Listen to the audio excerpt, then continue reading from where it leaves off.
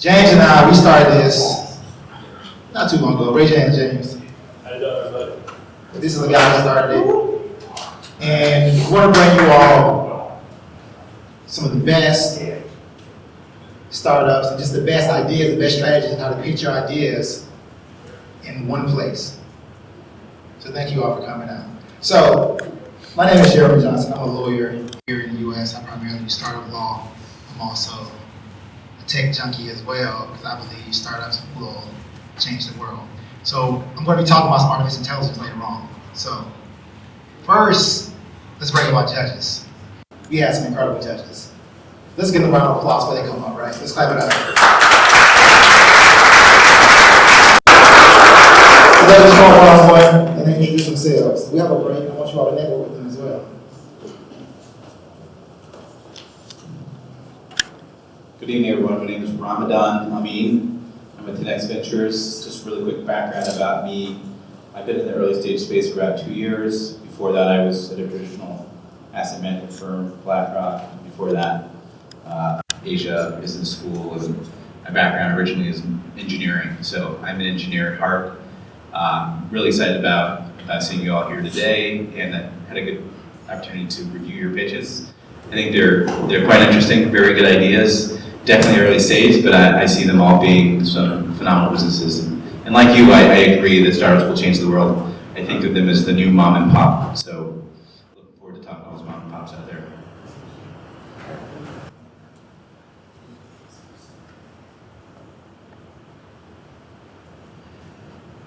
Hey everyone, my name's Evan Beanstalk. I'm a startup lawyer at Fenwick & West. I'm a partner there. I've been a startup lawyer for 17 years and always representing early stage companies, startups, entrepreneurs, founding groups, coming out of incubators, coming out of universities, building businesses from sort of zero to exit across a broad range of industries. I'm also an angel investor. I also represent a lot of companies or a handful of companies that are in and came out of Galvanize. I've spent a lot of time in and around incubators in New York City. We have offices here in New York. We have big offices out in San Francisco and in Santa Monica. So I've been doing this for a while. I've seen a lot of this. I've discovered a lot of amazing companies. There's actually some pretty amazing New York companies that are household names now that were discovered at pitch nights just like this. So I think these things are great. So thanks so much. Hey guys, Dan Idell from Supernode Ventures. We're a pre-seed and seed fund based here in New York. Generalist, basically looking at anything. Have been in venture for the last year and change, initially on the West Coast and then at Lightbank in Chicago and now New York. So kind of seeing a lot of different things from a lot of different places. But really looking forward to seeing tonight's pitches and networking with the rest of you after. Let's clap it up.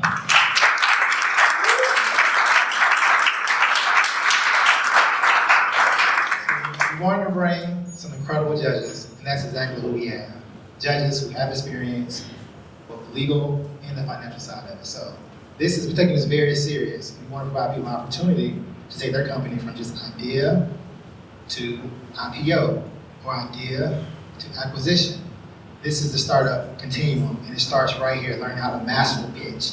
You have to pitch your idea, you have to learn how to pitch your idea, whether you're pitching it to your family and friends, get a family and friend around, to angel investors, to venture capitalists, to investors. You have to learn the art of the pitch. You can come here and pitch your idea in front of some qualified judges, in front of a room full of people, and really learn the task, really learn the strategies to take it to the next level.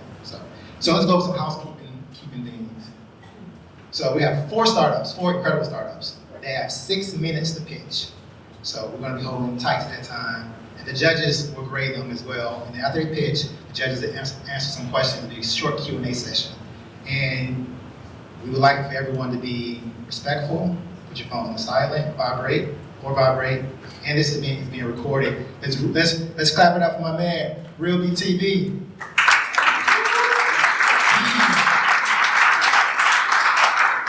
He also recently got put into an accelerator program. I believe it was with NYU? Yes, so he's a veteran. He Texas A&M, so the startup theme is all around you. So we talked to him about his startup during break time as well. And we also want this to be shared. Facebook, IG, use the hashtag. Let's keep growing this. This is a room that's grown. We're going to keep growing it. I want everyone to come here to network, build your team. Because a startup, you have to have your team. And this is the place to meet like-minded people. So the first startup that we have, he's going to come up and introduce himself. This guy's loaded with energy. He's going to come. So let's give him a round of applause. Let's clap it up.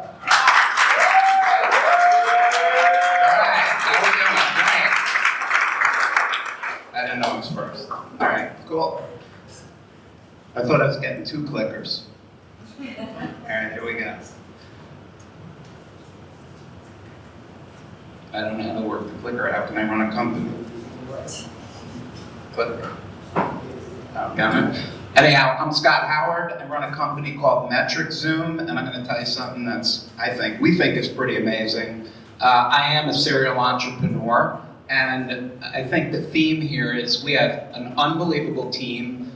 We have already raised capital. We've raised about $500,000, and we're still over $500,000. We're still raising more capital. That's key to a company, to be well capitalized. But really what's important is to have a really tight, great team that is going to get it done. And there is nothing better than the people here at Galvanize. If you want to network, if you want to find talent, I mean, that's what we've done here. So it's really unbelievable. So how many people would love if they could take up their app and besides driving for Uber, make thousands of dollars just tapping into your network?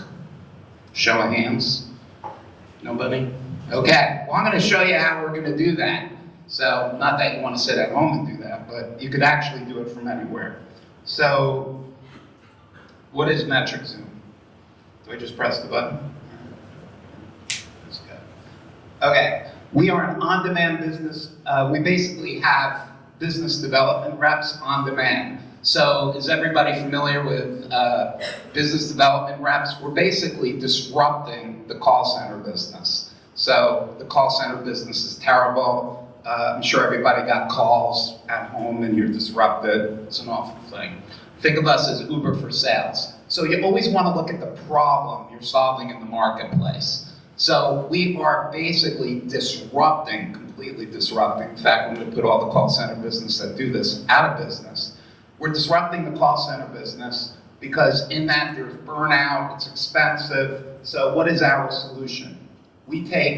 It's an on-demand solution, and you should think of us as a toll bridge. We're basically finding business development reps with basically anybody who has a mobile application, our mobile application, and linking them to the companies that we work with. Okay, so I got this line from my son. This app is fire. I don't know, you can tell how old you are when you use this term. But this person just made $500 by setting up a sales appointment for a client by using our app. So I can make money anywhere, anytime using our app. You know, and I came up with this idea when I got into an Uber car, and there was a really smart Uber driver, and I said, boy, you shouldn't be driving an Uber car. You should be working for some of the clients I know. So that's why I invented this. Well, okay. Impact and scale. So whenever you invent a great company, you don't just want impact, you want to make sure it can scale. So what we do is 2 things, and we do it great, but it's scalable. We find talent, business development, cloud recruiter.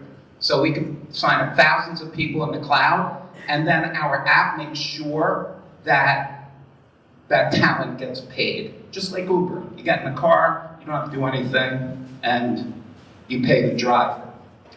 So, the other important thing when you're building a business is where do you fit in? So, if you look at where we fit in, we're in a freelance platform space. And if you look at that space, you have, I don't know if anybody ever heard of Upwork, 99 Design. Upwork is a multi-billion-dollar company. They're trading at 10 times forward revenue, and we think our model is going to get there in a short period of time. So let's look at our competitive landscape. We do what nobody else does, and we've analyzed the competitors and how our solution compares, and nobody's doing it. Let's look at the stack, like I said, and where we fit in. So we fit right next to the CRM tool, which everybody knows CRM. If you have a CRM tool, Metric Zoom sits right next to it and will make sure that you're getting sales based on our business development reps that we're supplying you. We are also building an incredible culture. So today, companies are worth, if you can believe this number, $3 million per developer for your indigenous talent. It's an amazing number, but that shows you how important your culture is at the company that you are starting up. So I don't want to get into a long product demo, but at the end of the day, our business development rep has a screen and they're simply calling their clients just like an Uber driver gets, their app. And an Uber driver drives around all day and then they make money. In our app, you're basically contacting your network, you're setting up sales appointments, and you're getting paid anywhere from $200 to $1,500 or more. How do we make money? We're Tollbridge. We get 30% of everything. Like that. Okay. So, we're not doing this for our good health. We're doing this for a specific reason, because our investors want to make money.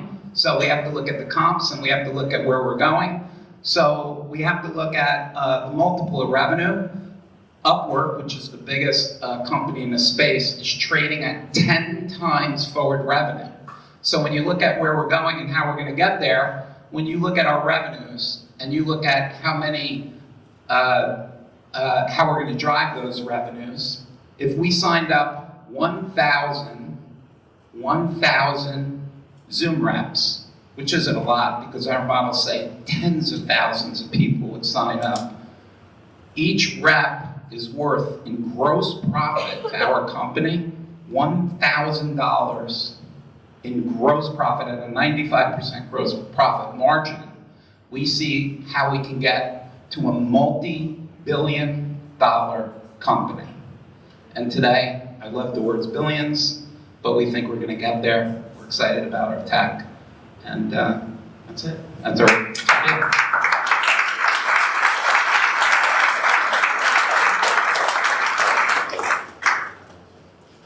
Oh, we're raising money too, just in case anybody has their checkbooks. That was great. That was great. We have some judges. We're going to ask some questions. There'll be a Q&A session. Who would like to go first? So let's start with you. Do I just ask all of them or start with? One by one. All right. So my question is really, so drilling down, the users on the platform are really the people that quit the call centers, that no longer want to work in a call center and basically get on the app and because they know how to use a script, etc., they just do that. Anybody who's in a call center today would love to leave. They would be on their own time. They could download our app and then they could remember, a call center has to make most of the profit. If they're not running at a 60-70% profit for their overhead, bricks and mortar, Sure. So they're taking all that money, The best company I like is a dog, a person, and a computer. If the person touches the computer, the dog bites them. Figure that out. So then but the other part of it is the call center also has a dial-in list, whereas the individual would have to come up with their own dial-in list. Is that right?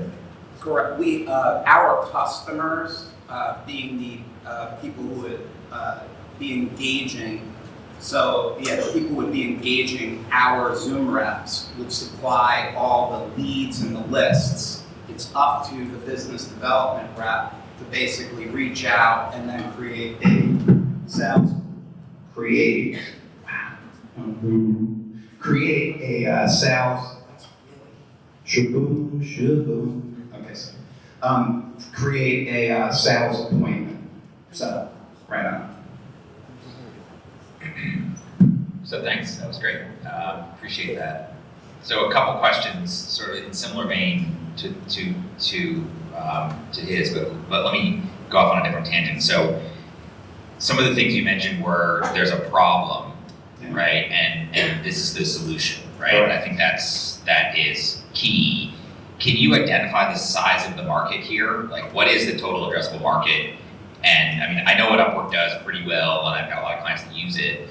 Are you industry focused, or like, what are you focused on? Or what are your reps focusing on? How do you identify that market? It's a great point, and I should have said the addressable market, because you're absolutely right. So it's a multi-billion-dollar, generating leads is a multi-billion-dollar marketplace. I think the last was like 32 billion, and I gotta be careful when I talk about marketing and where that is. The other great thing you mentioned is vertical. You never want to boil the ocean, so we're starting with certain verticals. Some will work better, some won't. So a couple we're working with is tech, companies that do recurring revenue. There's a really tech with recurring revenue where the Zoom reps can be focused. So what we're really trying to do is give what I call them Zoom reps. We want everybody to use our vernacular, but they're really business development reps. We want them who have an understanding of a certain vertical to be able to, it's almost like you're calling into your LinkedIn network and extract that. So by vertical. So are you outsourcing sort of a customer experience? So like if I'm just trying to get like a real world example of what you guys do, and who hires, do I hire if I'm the company, right, and I have people for whom I need a call center for. I hire you, and I'm a company. I hire you guys, and we have a contract. And then through your network, if I have a product and someone calls us and says, "Uh-oh, the product broke, help me," they're targeted to one of your Zoom reps. Is that how it works? Not when the product breaks, that would be customer service. So if you have right, but you could be a salesperson today, perfect, you said it right. All right. But you're right on the money. So you would come to, it's self-serve, of course, so you would go online and you would fill out the type of organization, you would click, you'd say the vertical market you are in, and then we would find, the first part we do is an algorithm to match you to people who know your industry. Okay. If you want somebody overseas calling who's going to be like, be bothered at your desk, the first people you're probably going to call are who you know in LinkedIn who are on the list and say, "Hey Joe, you should really check this product out. It's unbelievable. Can I set a meeting up for you? Here's what it does." You're coming with a whole bunch of knowledge from what you know, and you're having a vision and process and a discussion to set up what we call BANT, which is budget, authority, need, timing, all the things that make that a great appointment. Once that's in the system, the CRM tool says, "Hey, we got it." It's going over to the salesperson, and all of a sudden you get bing, and you get paid every time. And then you can transfer the money to your bank account and do whatever you want. Or you could go drive an Uber car and take out down or whatever else like that. Perfect segue into my question. So the quote that you had on the slide, the person who is your SDR or your Zoom rep, that person is getting paid some amount based on the fact that they successfully scheduled an appointment. Correct. How is that number going to be determined? And are you guys only going to make money from effectively successfully scheduled appointments? Or is there like a true SaaS component of this where you're charging whoever the businesses are that are using you for licenses or access or whatever you want to call it? Right. Great question. I got to hire all the judges for our sales department. So it's awesome. So you're absolutely 100. How we figure it out, the value of the coolest thing here is that the market will find itself. Because if you work all week and somebody's paying $100 for an appointment, you're not gonna do it. You're gonna be like, "I'm not doing this." But if it's $800 for an appointment and you can do it in 2 days, you're gonna take your talent and deploy more on that. Now, it's just like Google AdWords. I find it really unbelievable when I buy an AdWord that is like, how do they know that it's $3.85? So when we get really smart in the marketplace and you're coming in for like a tech lead in a certain like vertical, we'll be able to say this lead, we recommend 400 low, 800 to high, based on, we can get into the details, but there's an algorithm. What does your product sell for? How many appointments do you need to close it? And what calculation goes into what everybody does, which is what is my return on my marketing dollars? If I spend $1 as a company, am I gonna get a 10x or 20x back? And that's a direct correlation to what you're asking. Got it. And then one quick follow-up, because it also speaks to top of funnel, which especially for B2B SaaS, ultimately it's how many are at the top and we know what the conversion rate is by the bottom. In what is basically a marketplace where people can opt in or opt active, whatever you want to call it, at any given time, how do you guarantee at any stage enough traffic to actually hit the KPI number that your businesses need in order to fulfill their goals? Right, so I think what are you saying, that there's enough velocity that the companies who we engage have enough leads for us to call. Is that right? Or So I'm asking it the other way, actually. Okay. How do you know that you have enough reps to make the calls that your businesses need? the company could start with 1 rep, 2 rep, they could add as they go and scale it infinitely. So we don't. But what I think is the coolest part is I drove 100 million a year for Microsoft, I worked for Microsoft, and one of our issues was just that. Certain times of the year, you gotta scale up. In a call center, brick and mortar, you can deplete the resources around your location, especially if it's a big company. In the cloud, it's kind of like Mechanical Turk. I don't know if anybody's heard of it, but in a way, we infinitely scale with people resources supported by great technology. Awesome, thank you. One final question. How will you get companies to get on the platform? I'm assuming there's going to be, somebody's going to drive, and if I am an SDR, I can't walk around and say, hey, look, I want to be your SDR. I know tons of people. Get on this thing and you can pay me, and I'll be cheaper from an acquisition perspective than anybody else. So how are you going to start creating this marketplace? You know, if I was really smart, I'd probably eat our own dog food and get our business development Zoom reps to make the calls. So that is our first line of attack, actually. So the Zoom reps that we hire will actually go into the marketplace and help us sign up customers. And when the customer says, am I gonna get a good rep? What do you think of me? Because I'm a Zoom rep. So we are on dog food. 2019 revenue. We haven't launched yet. This is for MVP, right? So Right, so, you know, we're really not contemplating any revenue. If it comes in, great. I'm sorry. We're gonna launch with, in Q4, 1 or 2 clients. Gotcha. And we're just gonna support to make sure the product works before we start scaling and, you know, going forward. Okay. But, you know, see how that goes in 19. All right, excellent. Let's clap it up.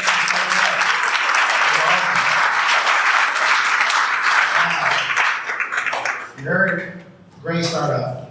One thing you mentioned a couple times was algorithms.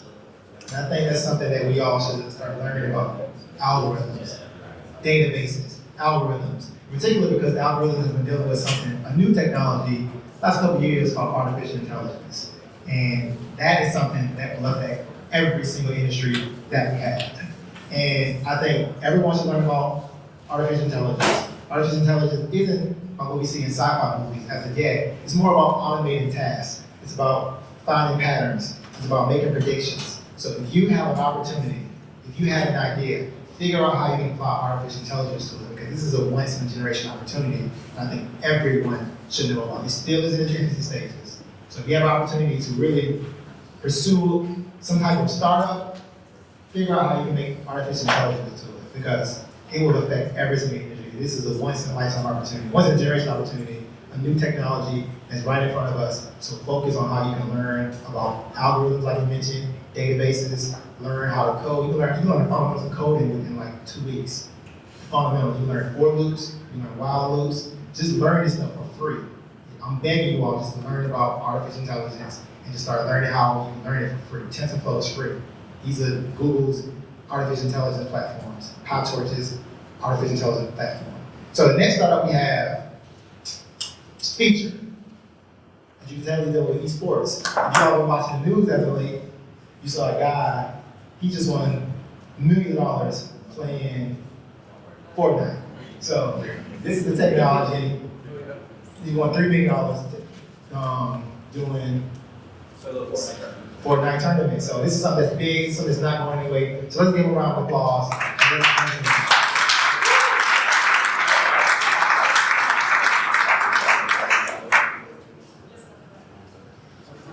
Hi guys, my name is Knox Dobbins and I'm the founder and CEO of Feature. Our company is bringing esports to the masses by enabling video game streamers to create and host their own gaming tournaments. So right now we're witnessing massive disruption of content consumption. If you guys aren't familiar with Twitch, Twitch is a platform where video game streamers basically sit behind a computer screen and basically record themselves playing Fortnite, and a bunch of people watch them. So last year, there was 78.5 billion minutes watched of Fortnite on Twitch. It's like an insane number. What we identified as Fortnite and League of Legends were the two most watched on the platform. But when we started talking to these streamers, we realized these guys are dealing with a lot of issues right now. So people are obsessed with watching content on Twitch. They constantly want to watch Fortnite. They're either playing alongside or they're just sitting behind their computer watching. But what this obsession has created is a lot of competition between streamers. So what these streamers are having to do is really stay on the stream as long as possible. 12, 14 hours, even 16 hours. Sometimes they stream an entire day, 7 days a week. And really, these guys' life, it's getting super difficult. So the problem is that anytime they go offline, they're losing engagement. Their viewers are going somewhere else. So a perfect example is last year, Ninja actually tweeted this. He went offline for 2 days and lost 40,000 subscribers. So we did the math, and that actually equates to $1.2 million in his drop in revenue that he would make that year. So any time offline for any of these streamers means a drop in viewership and a drop in engagement. What this can lead to is a drop in subscriptions, your follower count, merchandise sales, and of course, sponsors are really afraid to come in and sponsor your channel, co-brand your channel with the streamer, if they're not seeing consistent results. So when these guys go offline, they're making a bet every single time. So there needed to be a way for these streamers to keep these viewers engaged when they were offline. There was nothing. There's a massive opportunity for us. So viewers are really eager to compete against these streamers. If you guys gone into Twitch, you've watched Ninja, you've watched some of these people's streams, you've seen the chat room, all these people are like, hey, can I play with you? Can I play with you next round? Can I hop in your next game? And when you're dealing with so many people wanting to play with you, you can't play with them all. And like I mentioned, the loyalty is when you're not being able to play with all your viewers, they don't get complacent. They move on to the next guy. They try and play with the next guy. So what we identified is there's 148 million gamers in the United States that support streamers through donations and subscriptions. These are literally gamers that pay $5 a month, saying, hey, I love your channel, here's $5, give me some custom-made emojis. Out of that, they spend on average $37 a year supporting these guys. So we've kind of come out with its hand that really equates to about $5.6 billion in the United States alone. So what we built is a platform that allows these streamers to keep their fans, their viewers, engaged when they're offline. They can create these gaming tournaments, their fans see it, they go in, they join the tournament, and they can win awesome merchandise from the streamer. They can win cash, they can win other prizes. So our platform basically set up, we worked with companies, Epic Games, Riot Games, and we got direct access to their APIs to build into our platform automated results. So there's a couple other companies out there that they do one-to-one, betting. And the way you verify your score is you literally have to take a picture of the screen, and then someone at the company looks at it and like, oh, okay, that looks good, that looks good. It's terrible. So we wanted to clean that up, and we wanted to provide a really good, easy way. It's all about the user experience. So it's really important that you kind of create this experience that they're looking for on Twitch inside your own platform. You want people to feel familiar. You want them to come onto your app and kind of already know what to do. So working with a bunch of streamers, we realized that we needed to create chat rooms similar to the ones that they had on Twitch. So what we built is a real-time chat room where the players in the tournament can send Twitch clips. They can broadcast their streams right inside the chat room. They can send GIFs. I know Jiffy's based in New York. We put them in our app. But we've seen really awesome engagement, and it's keeping people inside the tournament. And so streamers have come to us and said, thank you so much. I see my community moving over from my Twitch community over into my featured community, and they love it. So, how do we go a little down? Yeah, so the current view when a streamer goes offline on Twitch is something like this. It's super basic. Hey, I'm offline, come back my next stream. Here's a countdown. Users hate that. What they want to do is they want to come in and see that something's happening. So if the streamer's offline, they want to still see content. In the end, these streamers are content creators. So what we're working on is building a screen that allows them, while they're hosting a tournament, to have it look more like this. So Ninja's hosting a tournament on our platform. He's offline for a week on vacation, or he's taking a day off. People come to his screen, they see this, it directs them straight to our website, and they can join his tournament, stay engaged, win prizes. Our revenue model is pretty simple. People are really willing to pay. So instead of supporting a streamer paying $5, they'll pay $5 to enter into a tournament, to win, merchandise, to win a Ninja headband or a Ninja hoodie, not just some free emojis that you get on Twitch. And tournament sponsors. So our go-to-market strategy is we're working with a couple companies trying to essentially co-host and co-brand a tournament. So right now we've grown completely organically. We launched a month ago. We haven't done any marketing, and so we've been waiting to figure out, okay, would tournament sponsors be interested in this? So we're working with a company called VectorDash, which is an XYZ company. They do cloud gaming. One of the problems that we have is with the API, we can't get mobile. So VectorDash saw a really good opportunity with us. Hey, everybody playing Fortnite on your mobile phone, you can't get the stats for the tournament, so use our cloud gaming software to play in the tournament, and now Feature will be able to get your stats. It's perfect synergies, and VectorDash is really looking forward to more tournaments down the road.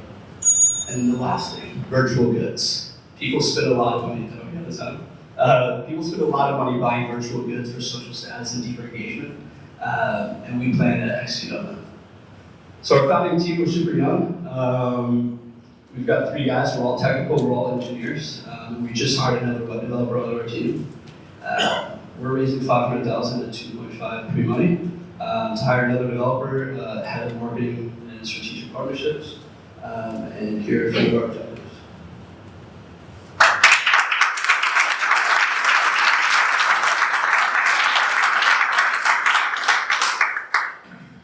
Awesome, thank you. So just sort of start off question, why doesn't Twitch just do this? And like, can't they, like, they have the people, they're already engaged on Twitch. Like, moving people from Twitch to your community seems like that it takes some effort and maybe there's some friction in there, right? Could Twitch just iterate and do what they're doing better? Exactly, so we thought about that right off the bat. So we're actually platform agnostic.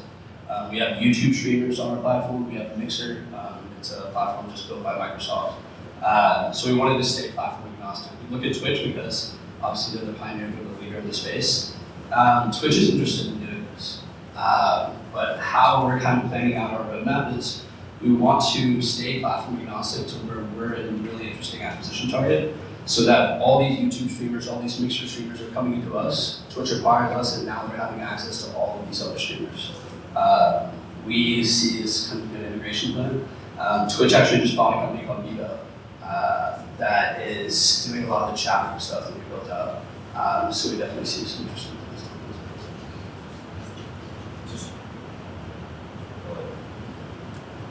Along those same lines, well, thank you. That was pretty impressive. I'm sorry. That wasn't impressive, but the rest was really impressive.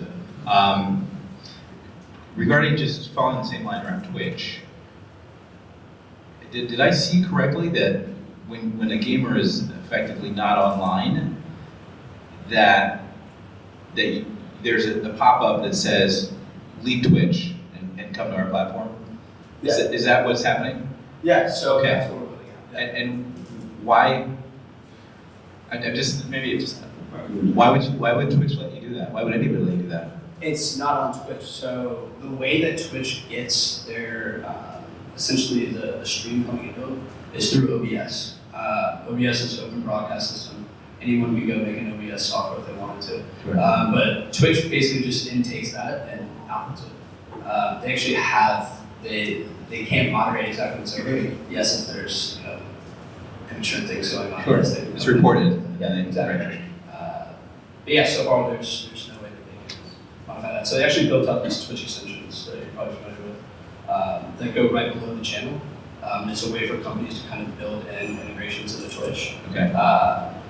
We're actually working on one right now. And the last question I had was just, it wasn't super clear. Will users be able to stream their games for these tournaments? Yeah, so they can integrate their YouTube stream, their Twitch stream. We actually built a multi-stream service that allows them to stream on our platform and send it out to Twitch and YouTube. But it's really up to them. We gave them the Okay. Great. So then, if I'm just summing it up, then what this is when I'm not able to join, I don't want to lose viewers. So viewers join my tournament, or they watch somebody else through my posted page that allows them to effectively see other games that are playing that are labeled under my brand. So Is that right? you join the tournament because you want to compete against everybody else in the community Right. to win prizes, hosted by your favorite streamer. Okay. And how are you making money on this one? Entry fees, people pay money just to enter the tournaments, and then sponsors are coming in and paying for those. Perfect. So I have two questions about the answer you just gave. The first is, I get that people want to play with big name streamers. Do people want to play with each other, on whatever game it is, instead of playing with the big name streamer? Exactly. So digital experience is something that we're working on. So that's what we call is basically playing with the streamer. So people obviously really want to play with the streamer. Right. And we've already had some people, so we built it out really simple at the start. We said, hey, you can either do the prize pool or you can custom prizes, you can write whatever you want. We've seen countless people say, okay, hey, you can play with me on Tuesday. The top 3 winners get to play with me Tuesday afternoon. So people are trying to fight for the top 3 spots for the streamers. And then the second part of that is, we're building out teams. It's actually our new update going out next week. Got it, cool. So then the second one is, if you're getting the big name streamers, which is basically how you drive traffic to the platform and all this, why do you guys have to find the sponsors at all? It seems like the big name people should already be able to provide them. So actually, how we looked at it is, if we were only going for the top streamers, the top 25 guys, and say they're making an event, once a month, 2 times a month, it's not a venture-backable company. At most, you could probably make $5 million in revenue. There's not that many streamers, and it's cyclical, so you're only really going to have about 25 at the top. So we actually found a group, we call them the hungry streamers. It's basically in between 15 to 500,000. So these people are the ones that want to be the next big guys. They're looking for other ways to engage their audience, and they want to try new things. So they're the ones who are constantly making events every single week, regardless if they're out of town or anything. So it's the ones who have the most financial upside as well. Then. Exactly. Okay. Because we do a revenue share program with the streamers, so they're actually incentivized to drive people to the tournament. So if I'm understanding correctly, you're really an event planning platform. Yeah. People just want to plan events. Exactly. All right, got it. I guess the final question that I would have is, do the streamers like Twitch, or do they want to get off? Like you started off by saying Twitch is a problem for them. No, so Twitch is an awesome platform. Really, the obsession with people watching content is creating this problem. It's the hyper competitiveness of, this guy's not streaming, so I'm not gonna watch whatever. I'm just watching this guy, and then now I'm obsessed with this guy. So it's the hyper competitiveness of always keeping everyone engaged. That's basically keeping them online for so many hours every single day. It's killing them. Right. I know I was watching CNBC. They were talking about the Fortnite World Cup, and the guy was like, yeah, as you start seeing Fortnite World Cup growing, you should figure out whatever company, produces Adderall and go along that company, because that's what these people are having to do, because it's just, it's literally exhausting. Yeah, I mean, I guess it seems to me like Twitch is sort of their drug, right, if you will. Like getting off of it is risky. Yeah, so Right, the people that we talked to, they were like, listen, if we can get 2-3 hours a day, if we can just cut it down to 10 hours, 8 hours, that's extremely valuable to us. And so for them to be able to go off their stream and be like, hey, my tournament's going on, hop in. Instead of, oh, I gotta stream for another 3 hours. Okay, I can hop off, they can go join my tournament. So, two recommendations. One is you did mention how many people watched Fortnite. It would be interesting to see that against like how many hours are watched of adult videos, just as a comparison. And the other is I would be interested to know how you see the industry changing if in fact something like this exists. I mean, you could have a game-changing idea, or it could be one of those things where you've got a couple bullies that join all the tournaments because you can win all these small tournaments now. Yeah. So it would be interesting as you do the iteration of this presentation to understand just that evolution of the industry, and if in fact you have something that's evolving it. We, cloud gaming is a really big thing, so I'm happy to work with Vector Dash.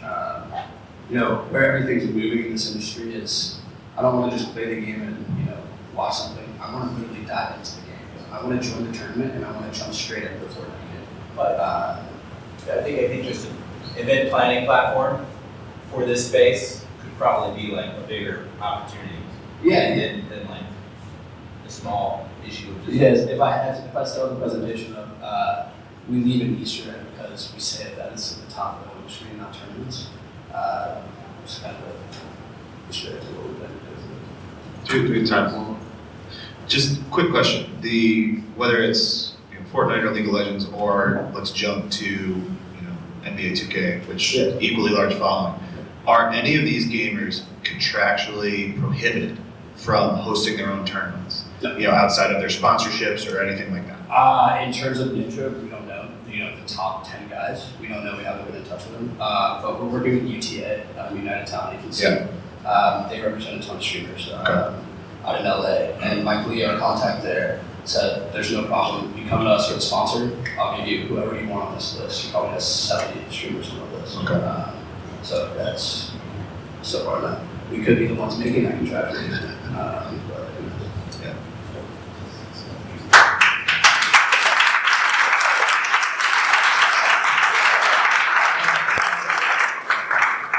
New industry always popping up, left and right. So it's important, figure out how you can find your niche in the market, in being an established market or a new market. Esports is a brand new market, so learn about how you can take your idea to reality. Also focus on team building. A lot of people in here have startups. A lot of people have technical skills. They have the expertise, so network with each other and start figuring out how you can build your team. Startups have to have teams. There are marketers in this room, there's lawyers in this room, there are accountants in the room, there are people who know UX, people that know coding, machine learning, artificial intelligence, really everything in this room. So your job is to be a team builder and network and really bring out this reality. So, ready for the next startup?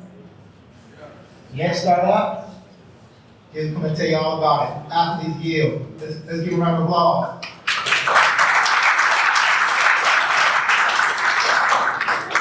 Thank you guys. I'm Cole Dargan, co-founder of Athletes Guide, went to University of South Carolina. This is about college athletics. Who here is into college athletics, any sport, has a team at all? Everybody? All right, who knows who Kyler Murray is, Zion Williamson, any of those names? He's from my high school. All right, so you know. Who knew before they got drafted? Who knew when they were in college? Right? And who would have spent some small amount of money to go train with them or to go hang out with them in some aspect? Probably a lot of us, right? Alright, so really what we're trying to do is provide a solution to solve the NCAA student athlete compensation issue. I know that's a big thing to a lot of people. They say, let's just let Nike in and they'll sponsor Kyler Murray or Zion. But you have to remember there's 490,000 student athletes. Nike's not sponsoring all of them. So there's a larger issue here than just letting the top sponsors to come in. So really what we're trying to do is give them an ability to really work something as a job opportunity, make money while they're in college, while also staying NCAA compliant and being able to participate in sports. So, I touched on the problem. I don't want to beat a dead horse. Really, NCAA athletes can't legally be compensated on a regular basis from anything that has to do with their sport. They can go work at Starbucks, but they cannot step on the field, step on the court to make any money. The other piece, if anybody's done youth athletics, finding a coach to coach you is really asking your neighbors. It's trying to figure out who is the local high school coach. It's not a really easy position, and you'd surely like to go down to your local university. New York City's tough because it's kind of this wasteland in terms of colleges being easily accessible. You have Penn State and Rutgers, but if you grew up outside of here, I grew up in Southern California, close to USC, I surely would have liked to have been trained by a USC athlete. So really what we developed is a marketplace. We had a couple marketplace before this to connect the two. NCAA student athletes as trainers and the youth athletes who are looking for trainers.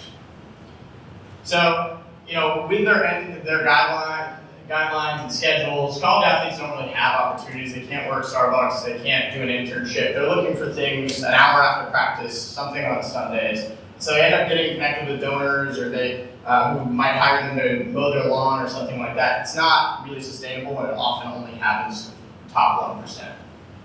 For the opportunity, really want to touch on the market here because everybody knows how many NCAA athletes, but how many youth athletes are there? Everyone's getting into it much earlier. So there's 35 million youth athletes, and that is from the age of 6 to 18 years old.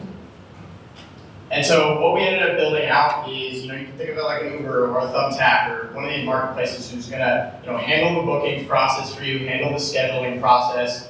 You'll be able to find that athlete in your area and do everything through our platform. So this is some of the NCAA pieces. If I had longer than 6 minutes, I can tell you all the rules, but there are some pieces that, when you get on our app, you're not gonna see Zion's face, you're gonna see Duke Power Forward. So that's a piece of, you're gonna see an avatar. I guess it's kind of like Twitch. I'm not really an esports guy, but we have some similarities there. But you'll see an avatar of that player. You won't see who exactly it is. So that's one piece. But for the most part, it's exactly like booking someone on Uber or Thumbtack. You're just gonna schedule an hour and see their appointments, see all their accomplishments, top 300 recruits, whatever it might be. So I touched on this already. There's 490,000 student athletes, and it's growing. I'm not sure if everybody knows, but the first esports scholarship got put out this fall, so that was pretty big as well. Not sure if there's a partnership there, but we'll see. And then there's 35 million youth athletes. And one interesting stat there was 30% of youth athletes are getting training outside of their high school, their youth athletics, whatever it might be. So that's private training. I'm sure everybody knows a crazy helicopter parent who said, my 6-year-old needs to be doing golf lessons already, but those are parents that were doing some service. So for us, there's a $5.7 billion market. It's actually pretty difficult because most of these bookings are not done online. It's cash bookings. There's a lot of things that aren't completely trackable, but that's what all the estimates point to is $5.7 billion. And that's on an annual bookings piece. So, one thing that we talked about with Twitch before is, how do we fit in here? Why doesn't the school do this? Really, the school isn't focused on, creating job opportunities or connecting with youth athletes. So really, we work with NCAA compliance to making sure we follow all the rules from a rule standpoint. Work with the university. Why this is really important for them is, we're scratching their itch of giving job opportunities to student athletes, so to stop yelling at them, tweeting at them. Also, it's a community building piece. If your son or daughter trains with a Rutgers athlete, they're more likely to go to a game, want to buy tickets, and if they're a great athlete, end up going to Rutgers. The NCAA athlete, we provide a job opportunity for them to make money using their skills, and then the youth athlete gives the parents and the kids a way to do easily markets. So this is kind of an interesting piece to just look at of what our platform does. Early on it's $45 an hour to do a booking with a student athlete. We launched about 6 months ago, that's how it compares to your local markets. Like I said, I went to University of South Carolina. The minimum wage is not $15 down there, so you are making not a whole lot of money. And it doesn't really make sense to, after you just lifted, after you have to study for a test, to go work for $7.25. So this would be something, you can do 4 bookings a week, something that's very manageable, and you're making, $100, $200 in that week. And then one piece that's interesting to point out, because everyone says student athletes get everything and shouldn't be complaining, 86% of student athletes live below the poverty line. That's a big stat to just think about. When we were first doing research, that was a huge piece. That's it. Cool. I'll stop there.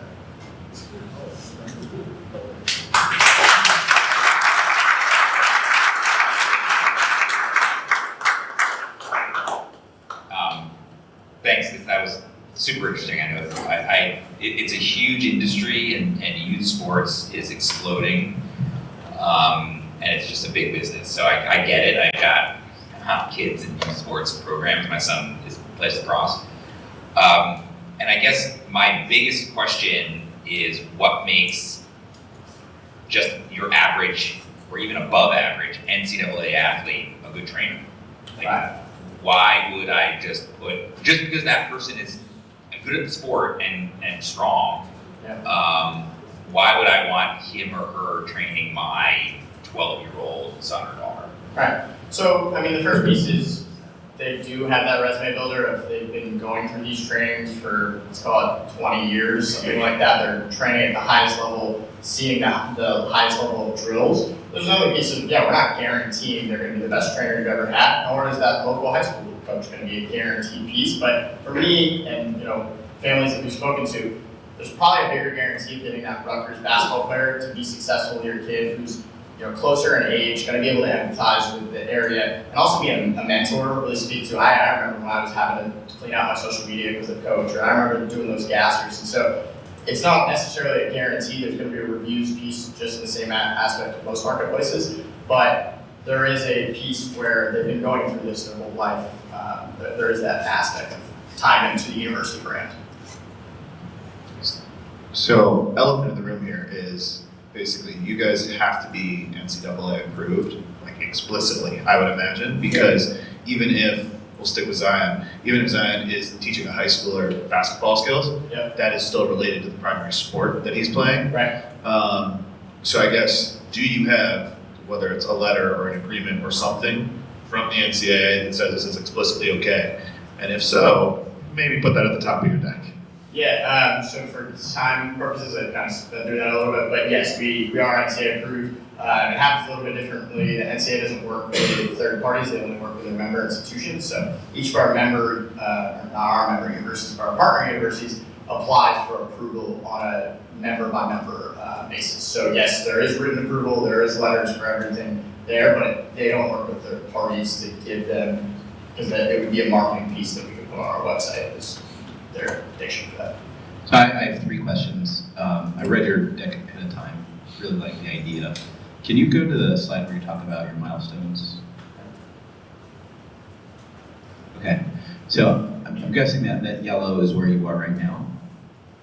Yep. Okay, great. So my questions, and then we'll hit that, but I'd like to understand how you are going to grow from 4 to the rest of the marketplace, if you could speak to that. The demand side of the marketplace? Yeah, or just the supply? You have 4 universities already signed up. Yep. You need to get more. I'd like to understand how you're going to get more. So just let me guess my other questions. The pricing is not really inclusive. So basically, for example, me, I could never afford that as a kid, and my parents couldn't either. So, I would hate this. I would literally just hate you and hate everything about this app. Yeah. So I think you've got a real headline risk issue that you need to figure out how to address. Yeah. Because if I found out about this thing, I would literally tell everybody not to do it. Yeah. I see that there's a margin in there of 25% that you can take out. I understand there's some operational sides to this, but how are you making athletes' lives better outside of helping them understand the idea?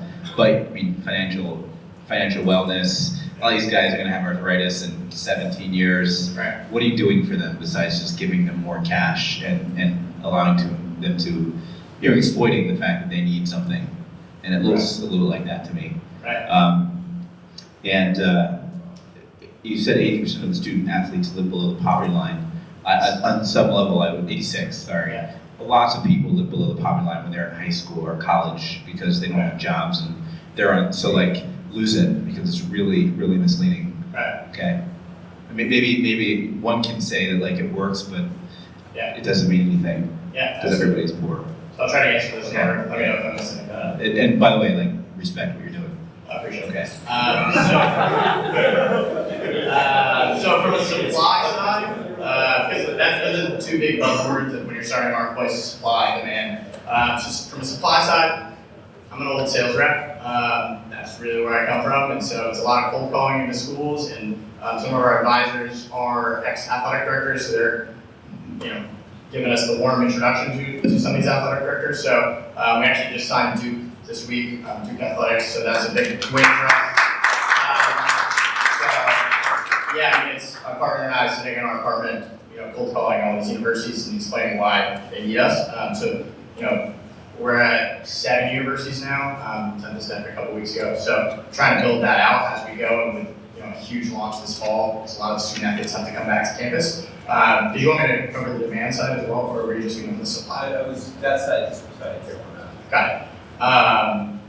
Okay, the second piece is below the poverty, well, not below the poverty line, but underprivileged families, we'll call it. So that was kind of an interesting piece to us and comes up a lot. One of our first universities we got was Towson. So that, if no one knows where Towson is, it's in the Baltimore area. And one of the things we touched on was, there's certain areas that aren't as privileged as others. And so trying to come up with solutions. One thing we found was a coach or a group of 5 kids can do this booking. So the NCAA does not dictate it has to be one person to do this booking. And so yes, you might not have $45 or you might not have $60, but there's a piece where 5, 10 kids can come together and book that together and bring that money together. So yes, it's not a perfect piece. It's not a completely free piece. One thing that we're doing is at the marketing side to let people know that it's an accessible piece is we're doing free clinics at all of the high schools and youth organizations in the local area. So you're still going to get that tie to the kids.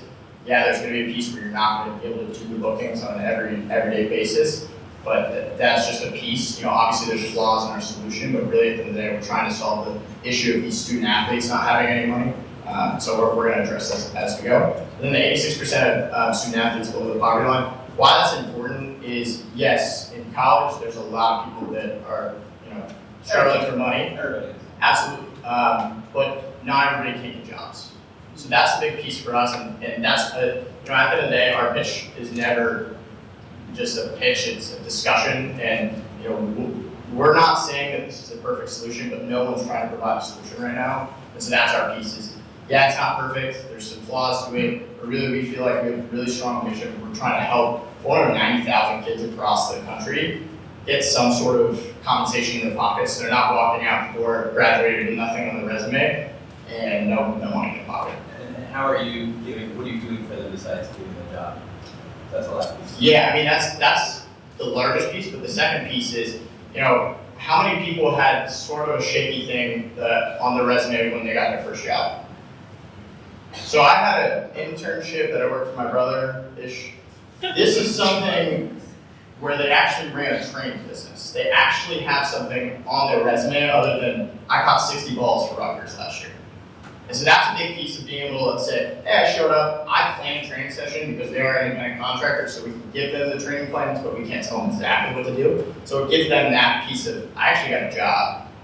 And we're finding that that's why these universities are signing up with us, is they actually know that they're not giving these kids any real life skills to find jobs. And so they really see value in that more than putting money into it.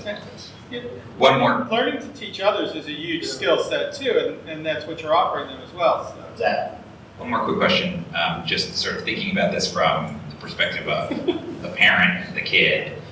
Safety-wise, how are you vetting athletes? What's that process? Can anyone sign up? How does that work? Right. So, it's one of those things where it's a lot of information covered in 6 minutes. One of the first pieces is it's kind of a B2B2C sale in the sense of we don't have a piece on our website that you can go apply or something like that. It's really we work with your university and then go on your university's listserv, and then you have to sign up with that university's email. So that's how we go from that piece. Everybody who's followed college athletics in the last couple of years, there's been some shaky pieces with certain universities. We do background checks as well to make sure, every kid deserves a second chance, but maybe that second chance shouldn't be with an 8-year-old. So that's kind of how we look at it. Let's clap it up.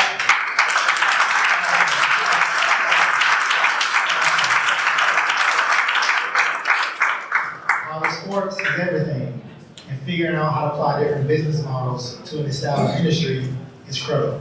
I'm from Georgia. Football is everything. College football is on the same level as religion. So I know all about it. And it's good that he came to New York to repitch his idea. That's what makes New York so unique in my opinion. There's so many people from a variety of places, variety of countries, all in one city. And you want to network with people here and really start building your idea. The market is plentiful. Go out and get yours. So while we're waiting, let's talk a little briefly about more about artificial intelligence. I'm big. This is my theme for today. If you came to my previous ones, I talked about some of the legal fundamentals. You can get your startup. A popular place to incorporate your startup is in Delaware. In the U.S., it's a big popular place. We talked about everything about shareholder agreements. Last time I talked about data, important to data, and how important that is. Now we're talking about artificial intelligence. So let's really focus on that really quick about what is an AI company? Because just because you use AI, you use neural networks and deep learning, it does not mean you have an AI company. Just like if you have a website, it does not mean you're an internet company. So are you all familiar with Andrew Ng? He's the guy who created deep learning, DeepMind, and he really gave some characteristics of what an AI company is. One of them is having a unified data warehouse. That's important. Figure out how you can acquire data. In order to feed it into those neural networks, you have to learn about how you want to acquire data. You do that through a data sharing agreement, how you purchase data, talking to data brokers. A lot of free data you can find online. You can find it through Google.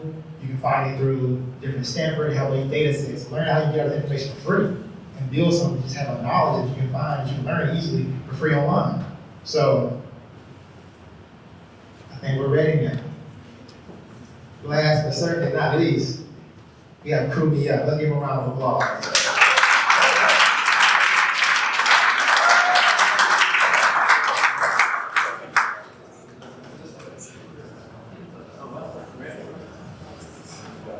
Hi, I'm Josh Friedman. I'm the CEO of Crew Me Up. Our team's in the back actually. It's my COO, Oregon. And before we start, I'm a filmmaker. So the best way for me to kick this off is to show you what I actually do.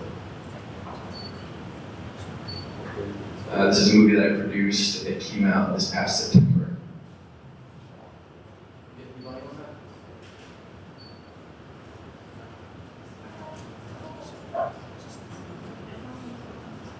Use the mic. So, sure.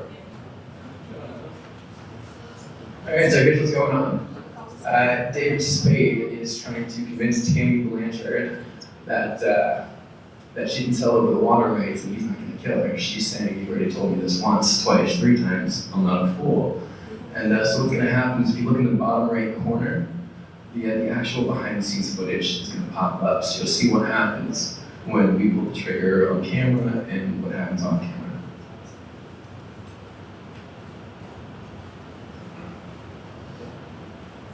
So let's double push forward, shot in slow motion. And at the end, David is very pleased with that take.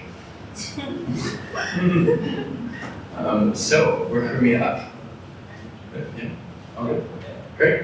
We're Crew Me Up, and we support films and production. Whether you're a star, whether you are behind the scenes and part of the crew, whether you're a producer, supporting everybody else. And this is what we're here for. We are the first on-demand marketplace connecting every entertainment professional. And I do mean every, whether you're a videographer, whether you're a union member. Sorry, is that better? Yes. All right, so I started on Longboard. This was about 10 to 12 years ago. And back then, one episode of television cost about $1 million. Netflix spent $12 billion in 2017 on production. They're estimated to spend over $14 billion in the next 2 to 3 years. So, with an industry that's spending $63 billion on production, of which 20% goes to that labor force, that's a $12.3 billion market that we would capture. The current way that they organize and manage this, spreadsheets, cell phones, and phone calls. I literally have to call 60 people to hire 6. And I've got 24 hours to do that. Plus, I'm on set with Ethan Hawke. It's a movie called Tesla, comes out next year.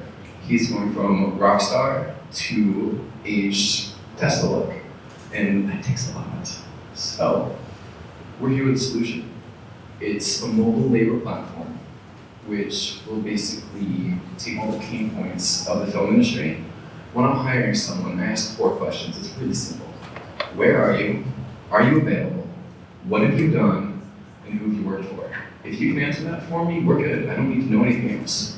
And we've taken all those points and put them into a profile that hiring people can find at a glance. So this is Bob. We got him through Metric Zoom. And he's really appreciated it. You got it? All right, so in 3 clicks, we can hire him. The old system is I call the union. The union sends me an email. The email then has to be translated. I have to call the guy. And by the time I've gone through all of these things, he's been hired by somebody else. I'm screwed. Ooh, thanks. So what do we do? There's a mission that I've instilled in this company, and all of our devs use it, we use it, he uses it. It's connect, create, collaborate. So we connect entertainment professionals, whether you're in the union, whether you're non-union, whether you're a student trying to make it in. We create an optimized system, which is going to take all those pain points that we discussed and solve it in a glance, literally 3 clicks and you've been hired. We're going to collaborate with not just the users on the public side, but the enterprise as well. So now we're going after IoT, we're going after the DGA, and down the road we go after the studio systems. So we're offering a labor management system for Universal, for Paramount, for Fox. This is familiar too. So right now, nobody knows us. We opened our offices here at Galvanize in June. We hired our coders June 4th, and they're insane. We'll have an MVP ready to launch by October 1st. Within the next 2 years, I will be able to take this company to a top contender with top satisfaction rates because of the last 10 years I've spent in this industry building that network. Every set that I work on has a minimum of 45, a maximum of 300 people working on it. And we're all friends, we have to be. So, same competitive landscape, but all these guys have one thing in common. They're offering a one-to-one system. That's the user base, that's the market they're going after. We are offering that one-to-one system. I'm horrible with microphones. We were just on the radio and I had this exact problem. So, this competitive landscape is going after one-to-one. Thank you. One-to-one users, and we are actually going after enterprise as well. We'll cover both sides of that market. So I don't think I need to go over this. It's the same plan that Scott went over. Milestones. So we actually began, it's the same exact slide, I think. You became my mentor. Yeah? We didn't know we'd be doing this together today. So we started our MVP in React Native. We'll be out second week in September for testing. We've got 176 people that have already signed up to test the app once we pre-launch. Once that launches, we've already bought a booth at the National Association of Broadcasting. It's a convention at the Javits Center with 15,000 members in attendance, all professionals in the entertainment space. This is our team. I think I've actually covered this as well, unless you guys have any questions. Headshake will do. Our team is using the Scrum process. If anybody has been through this before, how we do all the time? Great, 10 seconds. Covering 25% of the market over 5 years. The market is 660,000 people strong. We're looking at returns of over 90%. So we're looking for $1 million in funding to get us through to profitability and to support where we have. Thank you, guys.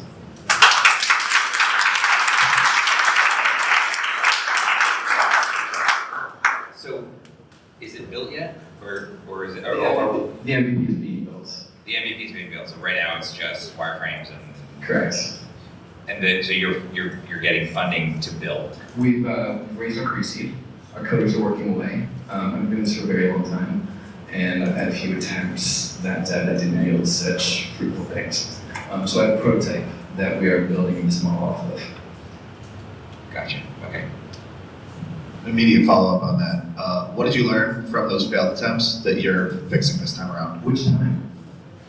Whichever one you want to talk about, or each of them.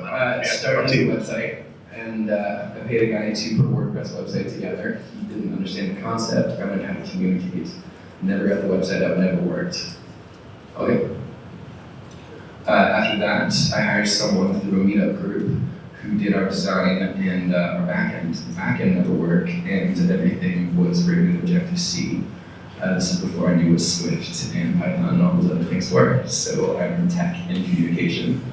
Then I hired a group called the Reliable Group, who made the backend work, got our MVP to market on the iOS side. But whenever there was a bug fix, it took too long to fix, and once it got taken down, we decided that we needed a more permanent solution. So that's what brought us here. Got it. And if you'll permit me just one more. So you've got 10 years in the industry, right? The thing about marketplaces in general, effectively, you want to get one site for free, whether it's jobs or the people filling them in your case, that's fine. Yeah. Given your experience, do you have the studios? Do you have those lined up to test out the MVP? I have connections, Okay. but that's a long play.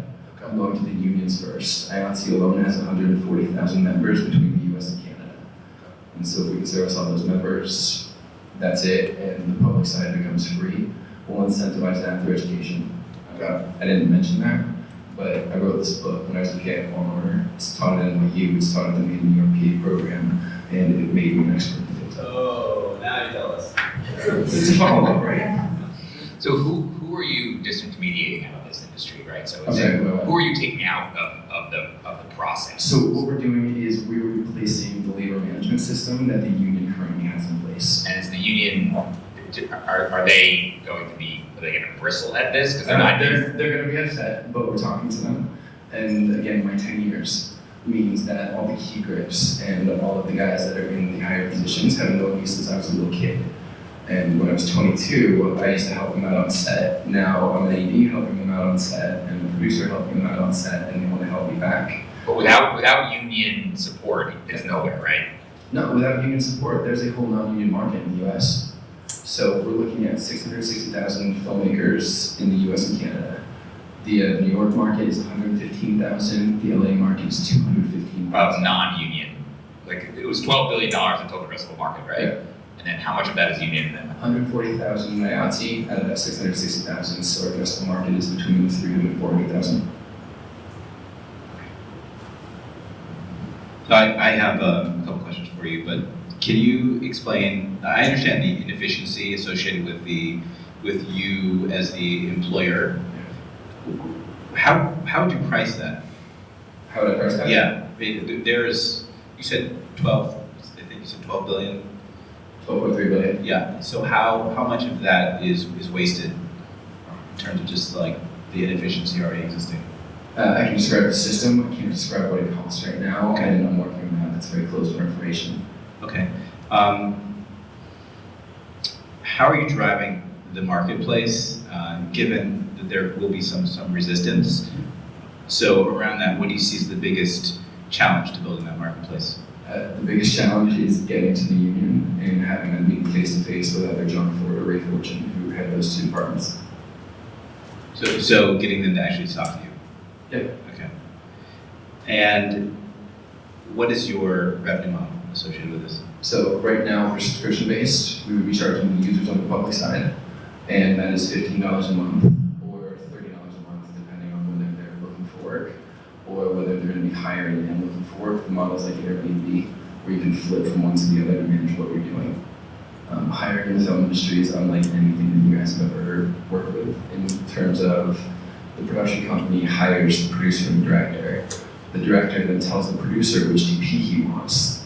The producer hires a production manager who hires the DP hires his guys, who hires his guy, who hires his guy. And that's just your core staff. Now if I'm shooting on stage, then I'm cool, this does it. But if I go out to Times Square, I need 10 more guys. So now I'm going to find those 10 guys, I'm going to call the union and go through that whole process. And we're going to digitize that right now and get it into spreadsheets, cell phones, and emails.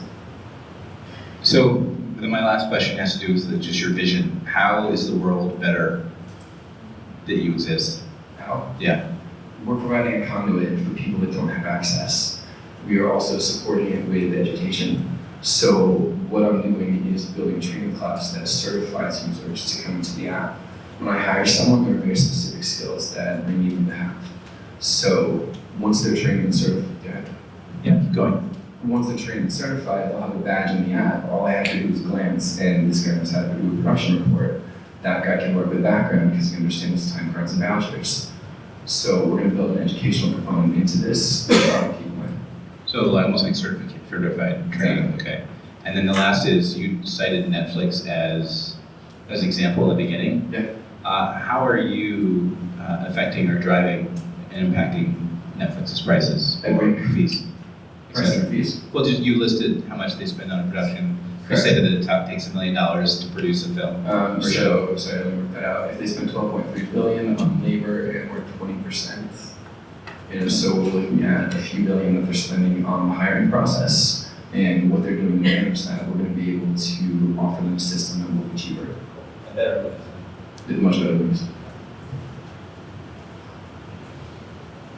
So I missed the answer to Ramadan's question. Sorry, who's actually paying for this? Is it the individual job seeker, or is it the studio or the production company? It's the union, the enterprise, the studio, or the production company, correct? Okay. We're trying to pull the cost off the user.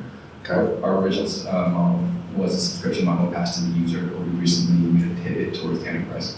Definitely. Like that switch, so that's great. My question is, did those companies, operate at margins that allow for them to pay for this service? Because my understanding, at least, is that content producers and everybody in the chain is kind of getting crunched, or at least having more pressure put on them to generate more revenue relative to cost. So We wouldn't be going to the individual production companies. Our market would be more with the guys that are bringing production companies in. So we would go to Netflix proper and talk to corporate. We wouldn't go through the production companies. So if you wanted, if you needed to hire the 10 guys to go to Times Square, would you pay? Well, Are you paying per person? not per hire, it's not transactional. It's a yearly or monthly subscription fee. Okay, so you would pay, $15 a month or $150 a year if I wanted to get hired. $30 or $300 if I wanted to hire and get hired. With this pivot, we're Yeah. working on the financial model, so take out that hire will be and free. fees? Yeah, okay. Cool. I like it. I would add, just to start, if you led with the fact that you wrote a book and you're now an industry leader, it would change the way I received the entire presentation. Fair enough. Yeah. All of a sudden I'd be like, Thanks.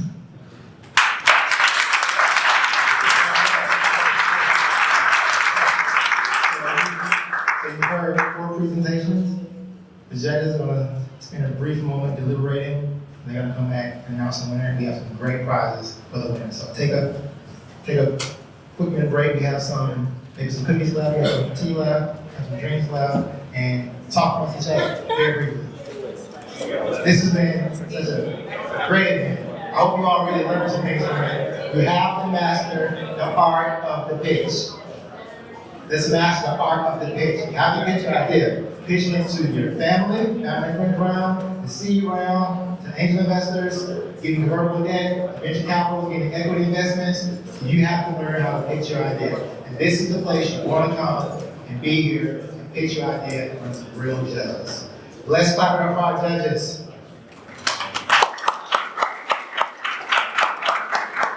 We're going to get a brief word from Tennis Ventures real quick. You want to say a couple things, and then he'll announce the winner as well. He partnered with us.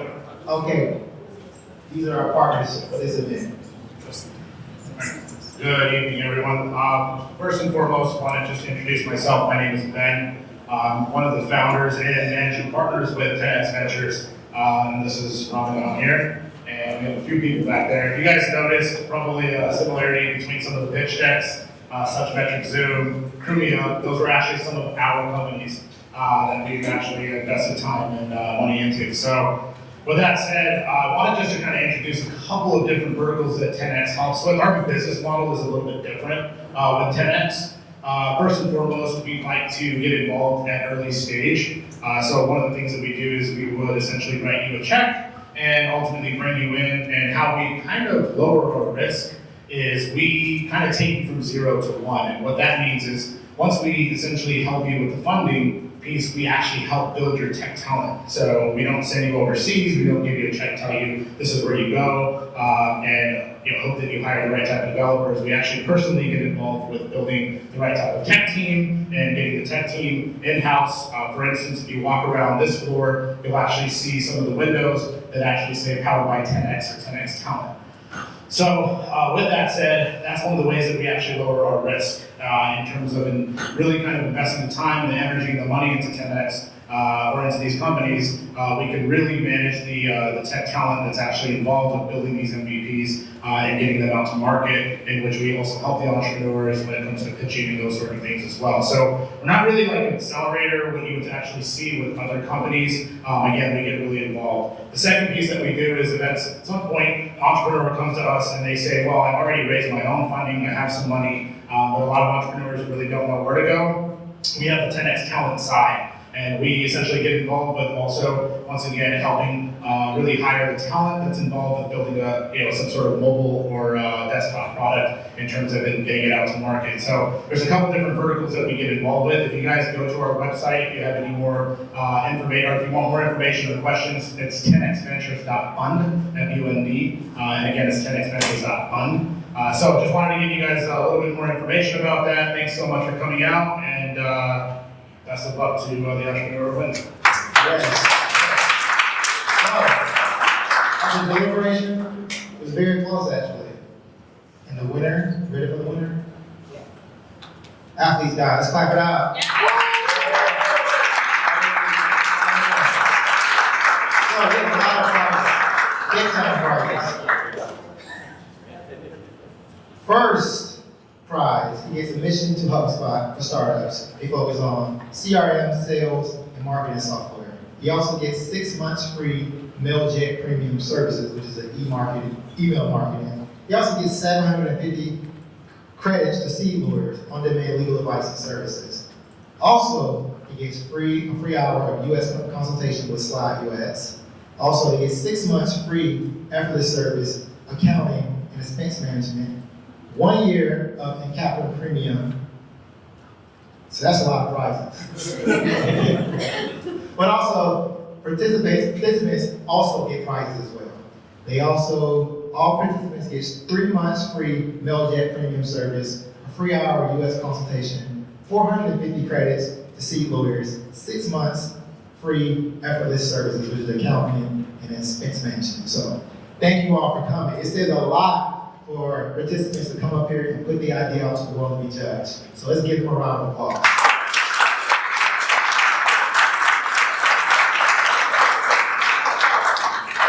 And once again, thank you all for coming. It was so great to see you all. We'll try to do this next month, so be here and stay alert, join the meetup group, and hope to see you all again. Continue networking, and let's continue to take our life, our mission, our goals to the next level. Thank you.